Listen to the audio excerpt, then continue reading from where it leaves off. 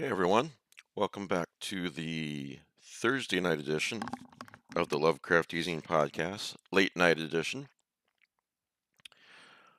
Dave, I'm very sorry to hear about your cat. Um, Dave says, thankfully you have a show tonight. I really need it as my cat was in the emergency vet last night for hours. First of all, I hope I can cheer you up a little bit. Secondly, more importantly, how's your cat doing? Looks like, oh, you said she had a lot of tests to run and is resting on your lap right now, keeping your fingers crossed. How old is your cat, Dave? I'm really sorry. Guys, let me know that you can see me and hear me, okay? Yeah, it looks like you can. The, yeah. Yeah, that's tough. That's really tough. I remember, well, she's 4. Wow, that's not very old. What, what happened that you had to take her to the vet? Was she just not, I mean, how could you tell she needed to go to the vet? I remember, well, first of all, we lost another cat 2 weeks ago. I haven't really said anything about it. Jenny. Jenny was the cat that we've had for the longest. We've had her, gosh, 18 years. We've had her since Logan was just a little boy, and he's 22 now. He was probably 18 years, maybe 17. He was 4 or 5 when we got her. And oh no, Dave says she was lethargic, puking, not eating. Yeah, that'll do it. Yeah, she was really old and she just started losing weight and um, we didn't want her to be in any pain. We could tell that it was headed that way and we thought let's put her to sleep now before things get worse. That's happened once with one of our cats and I vowed that I would never let it happen again, waiting too long. But not about not about me, but I just wanted to say I know how it feels, Dave. I'm sorry for what you're going through, and I'm really hoping that your cat pulls through. I hope you'll email me when you know more um, from the tests and everything. Sorry, this may be a short one, but thanks for joining me, everyone. Let's see, we got, of course, Dave, Alan, Brian, and Frank, right? And whoever else is on here who hasn't commented yet. One of those days, I actually forgot to remind everyone that we were doing a Thursday night show until like an hour before. So I thought, wait a minute, I haven't sent the email out to everybody.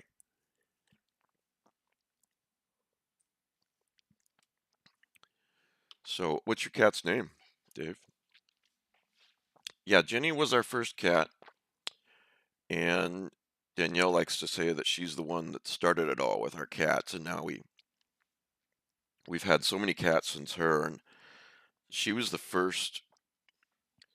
Yeah, we got Annie, we got Annie the dog, and then we got Jenny the cat, and Jenny was the cat who was the longest with us, um, that was still with us until 2 weeks ago. Dave says her name is Bo. She hated her name. That's funny. How'd you know? How does a cat let you know that they hate your name? Hate their name. She give you a little nip on the finger every time you called her Muffin. Well, I hope she's okay, man. That's uh that's rough. Especially in this interim period when you're waiting to hear the results of the tests and everything. One second.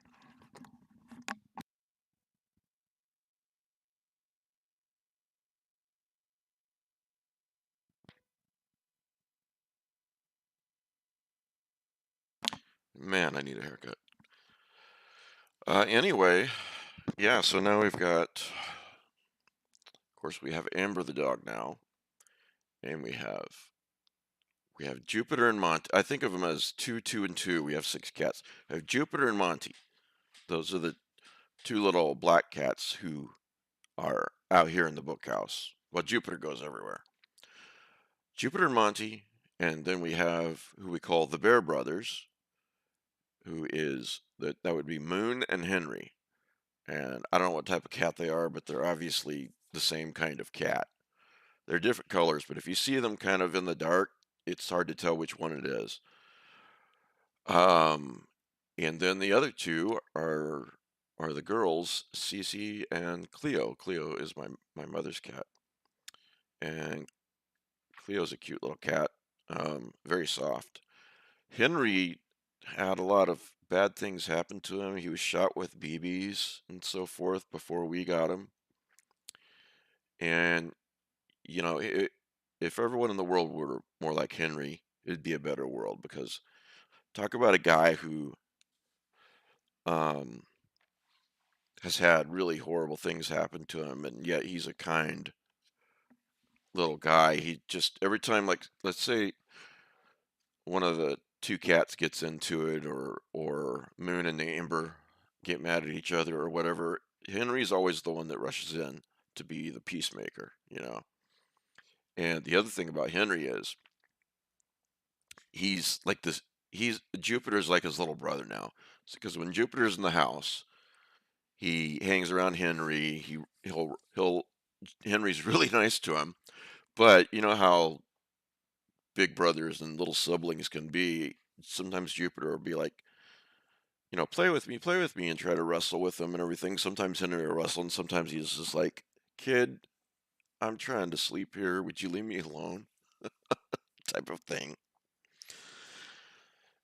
Yeah, I don't understand anyone who would shoot a cat with BBs. But a friend of ours who rescues cats rescued him. And I got a funny story for you guys about Henry. So I kind of gave away the plot, but what happened was one day this is about 3 years ago, 2 years ago, something like that, and I was up late, and I wa- I gave to somebody's GoFundMe. Somebody was going through a hard time. I can't remember what it was. Might have been Emma Gibbons' pet. But anyway, and then I thought, I wonder what other GoFundMes I've given to in the past, because I tend to do it and then forget about it. And I was looking at my history, and we got Henry like 5, 6 years ago. We've had him a long time. And so I'm looking through all of these, and I see that I gave to our friend. Our friend did a GoFundMe for this cat who she found. She posted a picture of him. He was thin as a rail. His legs were broken. At least one of his legs were broken. It was just shot full of BBs. It was just horrible. And so this night, a couple years ago, I'm looking at my GoFundMe's, and I realized something that I hadn't realized. I realized I gave to Henry's GoFundMe a couple of years before we even knew that we were gonna have Henry, because Henry was staying at their house, and Henry was gaining weight and getting fixed up and everything, and he was eventually okay.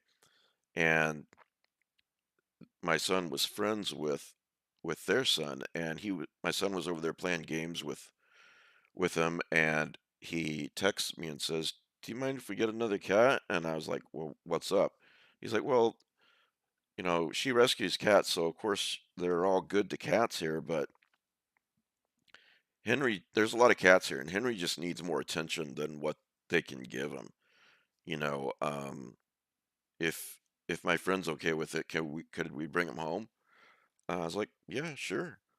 And it wasn't till a year or two later after that, a couple years after that, that I realized, wait a minute, I gave to Henry's GoFundMe a long time before I realized that he was going to be our cat. So, so yeah, it's kind of a funny story. The good the happy ending is that Henry's turned out just fine and he's very, very happy. But she wrote on the GoFundMe, I wonder how many people passed this poor little cat in the road and did nothing. And now Henry's like, I don't want to call him fat, but let's just say he's very happy and content and has gained a lot of weight. So, hey, Jazz. So yeah, that's kind of a funny story. Uh, yeah, I guess he was meant to be with us. Hey, Marianne. So, let's see here. Who is it always wants me to talk about astronomy? That's Darren, isn't it? I don't even know if he's here. And I lost my notes for a couple other things I was going to talk about. My age, you have to have notes. Because if you don't, you're just gonna forget what you're supposed to talk about. Let's see here. There we go. Oh, Alan, I've been listening to Last Son of Krypton on that podcast that I sent you. He's a pretty good narrator. I mean, he's not professional quality, but he does an adequate job that you can actually just listen to the book. Hey, Snixelmix, how's it going, everybody? Um, and that is such a great story. Talking about there was a book that came out at the same time as the first Superman movie, and usually this would be like a novelization, right? Um, it, but it was called Superman: Last Son of Krypton, and I remember getting it from the library when I was a little kid and being disappointed at first that it wasn't a novelization of the movie. Yeah, Elliot Magan, Last Son of Krypton. Thank you. Um, but that turned around fast when I realized what a great story it was. And he's basically writing about the version of Superman in the book is the Silver Age Superman. You know, the guy who can travel faster than the speed of light and he can juggle planetoids and things like that. Not the Superman of today. He was vastly overpowered, but it's a really good read, and his take on Luther is fairly unique and really good. I think anyway. Um, but yeah, actually, the funny thing about that is, um, I'm just saying this off memory, but I can look it up while I tell you. Superman's powers come from a yellow star in most versions, the yellow star of Earth. Um, First of all, in the book, um, Elliot Magan um, explains it a lot better than that. You know, the intense gravity of Krypton and building the muscle layers in the Kryptonians, and that Kryptonians are just another brand of humans. You know that somebody must have seeded the galaxy um, eons ago. Um, but the really funny part about all of this is that our sun is not actually yellow. It's white. It's a white dwarf. I'm just looking this up so I can tell you better. Yeah. Our sun is actually now there are yellow stars. There are different colors stars, but our sun just looks yellow to us because of the sunlight, the way it passes through the atmosphere. Um, yeah, in reality, if you were to observe the sun from space, it would appear white. Um, which, interestingly enough, and you guys may know this, but if you were looking, you know how you look at the night sky and all the stars look pretty much white, right? Well, they're not. Again, I think the distance and the atmosphere makes them look that way to the human eye, but stars are actually, remember, there are yellow stars, but our star is not yellow. Yeah, Miracle Day is really good too. I remember reading that one several years ago. Um, which other Superman novel? Are you talking about the one with the short stories in it? Is it the collection, or is there another actual novel? Um, well, matter is not actually expanding. The universe is expanding. The space in the universe is expanding. It's kind of like, Chaz, it's kind of like if you were baking some, let's say, raisin bread, okay? And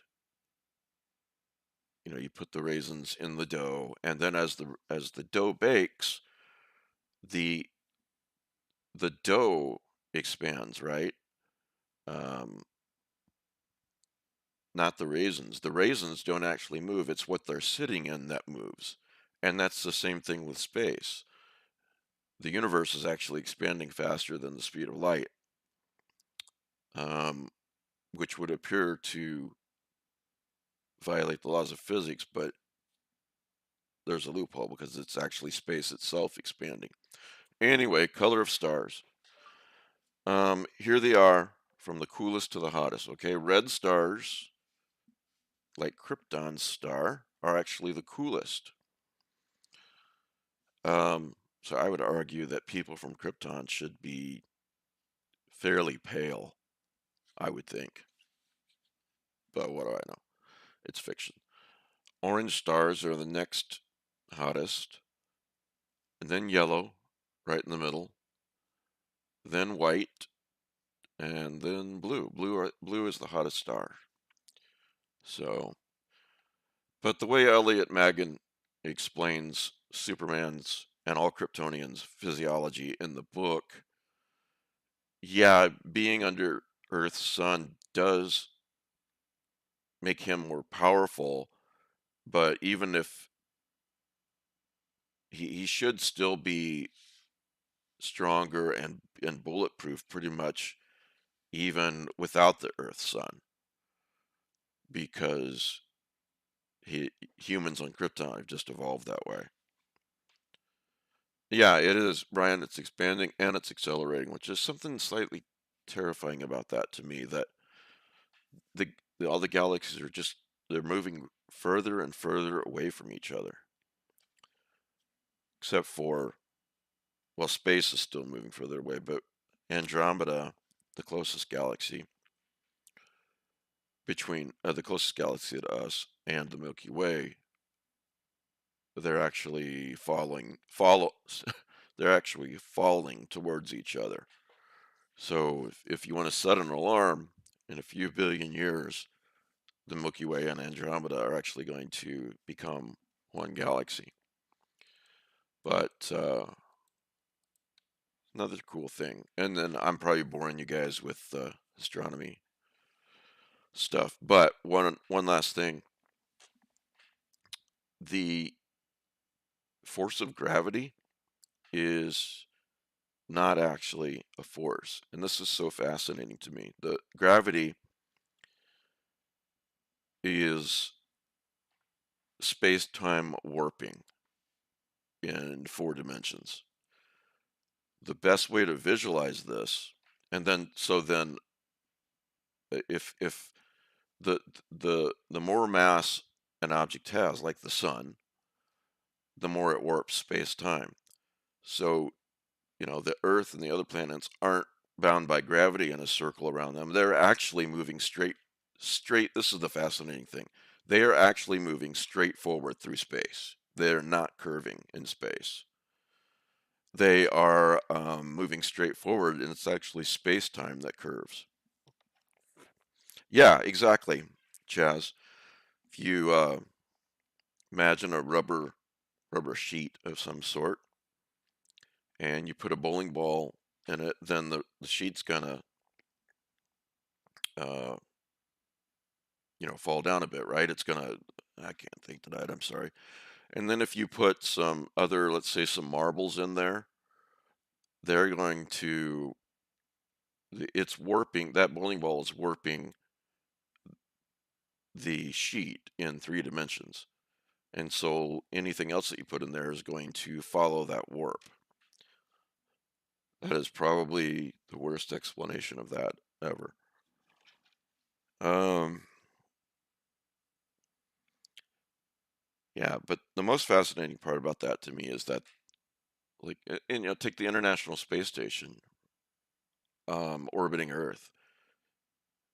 It's actually moving straight forward through space-time. It's just that space-time itself is curving around the Earth. So, well, they may connect. Black holes may connect something, Chaz, but unfortunately, we would all be crushed on the way through. When I was little, like 6 years old, I was interested in astronomy even then, and I kept drawing over and over the solar system. Like I would draw the sun, like a 2 dimensional, right? I would draw the sun on the right side and then all the planets, and then I would give these away to people, whether they asked for them or not. So, and all the adults, of course, would be like, most of them would be like all polite and go, "Oh, thank you." But the one I remember giving away is that my grandfather asked me to make him one. That that is what I remember. So, well, what else do we have to talk about? Yeah. So, gravity is not a force. Our sun is not yellow. It's white. Um, just for my, yeah, atmosphere.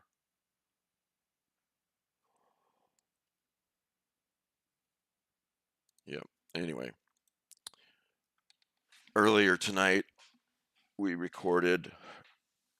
Some of the panelists and I recorded the first in a series of Lovecraft, um, y- you know, uh, discussions on Lovecraft stories. And we started with The Tomb, not because it's one of his best stories, far from it, but it's the first story that Lovecraft wrote when he was 18, and and it's called The Tomb. There's a marked difference between this and his really good stuff. So it's a good starting point to see the difference between, say, that and I think the last story that he wrote was The Haunter of the Dark. Um, I think so that'll be I'll be uploading that to the Patreon sometime this weekend. But the next story we're gonna do is Call of Cthulhu. So get one of the big ones done and talk about that. So it was a really fun discussion. I think you guys will enjoy it. Those of you who are Patreons. That's funny, Alan. Your very first book on astronomy was on the planet Jupiter. That's cool. Yep. Technically, I mean, it's a gas giant, one of 4 gas giants. Technically, if you could avoid being torn apart, you could fly right through it. Just a big old ball of gas. Saturn they just found a lot more moons on Saturn. Let me see, where did I keep that article? Where did I put that article? I was reading about entropy yesterday too. Let's see here. Saturn. Where'd you go?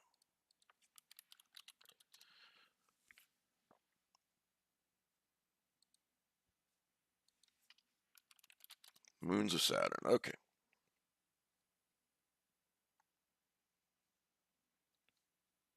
I still can't find it. Let's try the Google. Saturn moons. Okay. 128 new moons, bringing the total to 274. And wow, we only have one. Astronomers say they have discovered, this is from 2 days ago, they have discovered more than 100 new moons around Saturn, possibly the results of cosmic smash-ups that left debris in the planet's orbit as recently as 100 million years ago. Um, so, that's interesting. All kinds of, yeah. Well, I had asked the question, when did entropy officially begin? And I guess it began with the moment of the Big Bang, even though it looks like a high entropy state. It's not. It's the lowest the entropy has been, and it's only increased since then, as per the second law of thermodynamics. Oh, last astronomy thing, but not least, I was looking up yesterday too where both the Voyager crafts are now, because I watched Starman again recently with Danielle. Um, they're both in interstellar space now, and there's actually a really cool website at NASA where you can it, see graphically exactly where they're both at right now in real time, and you can go backward and forward.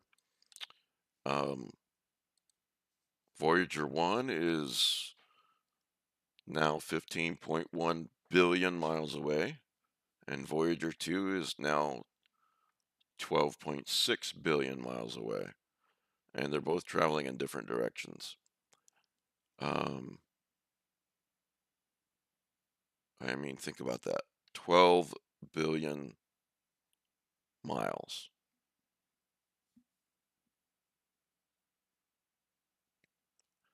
Do I believe in moon conspiracy theories? I haven't heard anything like the moon was brought here, but don't I don't really believe anything per se, Dave. I just, if there's evidence for something, then it merits attention, and as Carl Sagan said, extraordinary claims require extraordinary evidence. Um, so yeah, I mean, if you want to tell me aliens have landed, if somebody wants to tell me aliens have landed, okay, I'll believe you if you can show me that they've landed, or if you can give me proof. That's just one example. Um, Golly, you guys, I may just delete this video after I do this one because I feel like I'm just rambling tonight. I did. I created a Amazon wish list that's public. I'm putting the link in the side chat right now, but it's basically, just recommendations from me for you guys. You guys remember this book by Lee Harding, Misplaced Persons, aka Displaced Person? Um, I've often talked about that. That was my first cosmic horror novel, even though I didn't realize it at the time, and I don't know that even the writer would have called it cosmic horror. I got two copies. Here's one. And if you can get a copy of this book, you should. I think I drove up the price, but this one doesn't look too bad. $28. Um, this is about a 17-year-old kid in the late 70s and he realizes that he starts to disappear. Well, not disappear. Let me just read this. Life is ordinary for 17-year-old Graham Drury until inexplicably people start to ignore him. Gradually, his world slips away from him. It becomes gray, silent, and insubstantial. Graham has to question what is real, even as girl Annette becomes a ghost. Alone, he must come to terms with a new existence, moving in a dream that is horrifyingly true. Winner of the Alan Marshall Award in 1978. Um, and if you like cosmic horror, and I assume you do, it's very subtle. Um, it's a really good story. I can't recommend it highly enough. So, sorry if I'm not making a lot of sense tonight.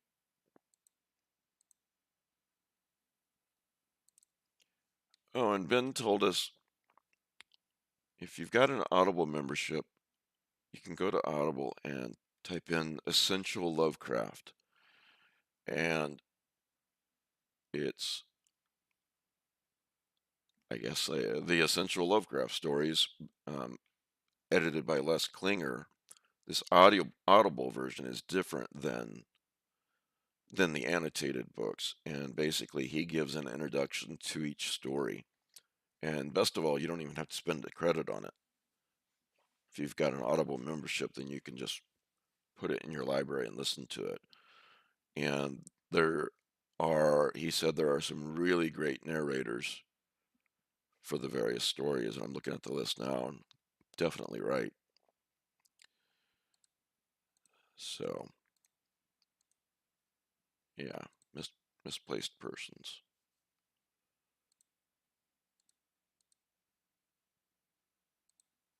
Huh,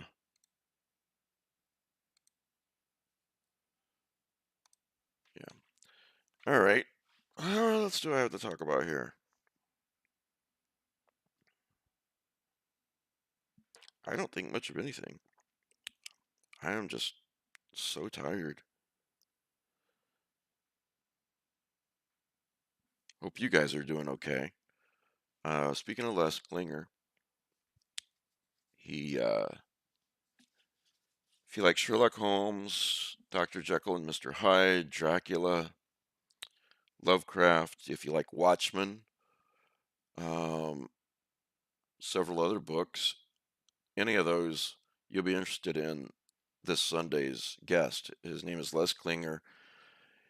He's annotated all of those books that I just mentioned, or stories from the authors that I just mentioned. And he's going to be talking to us about Watchmen this Sunday, and probably about annotated Lovecraft too, and maybe a few of the others.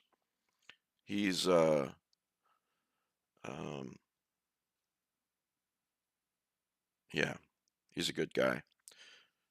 Dave says, "Did you mention that your wife and Logan were away again? They're not away. Well, I'm not sure what you mean by again, but they left last Saturday um, to visit Danielle's sister and kids and grandkids. Not Danielle's grandkids, Danielle's sister's grandkids, and they'll be back on this coming Saturday. So yeah.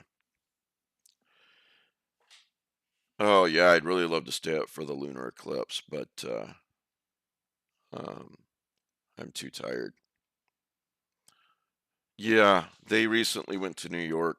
Um, her sister paid for them to do that. That they went to New York with Danielle, two of Danielle's brothers, with her sister, with her niece, and Logan went, and they had a blast. So, really happy that they got to do that. So, so anyway, guys, I'm gonna cut it short tonight. I apologize. I guess I did talk for 35 minutes. If you call that talking.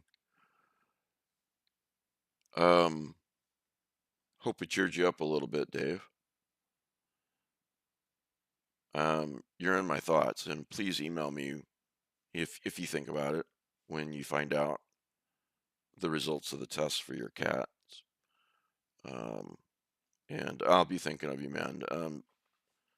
Real quick before I go, do you know when you'll hear back on the tests, or at least some of the tests? Um, yeah, and Brian, if you get pictures, definitely share them. Good idea, Chaz. Anyway, thanks for all the support, guys, and I will see you all on Sunday. So have a good night.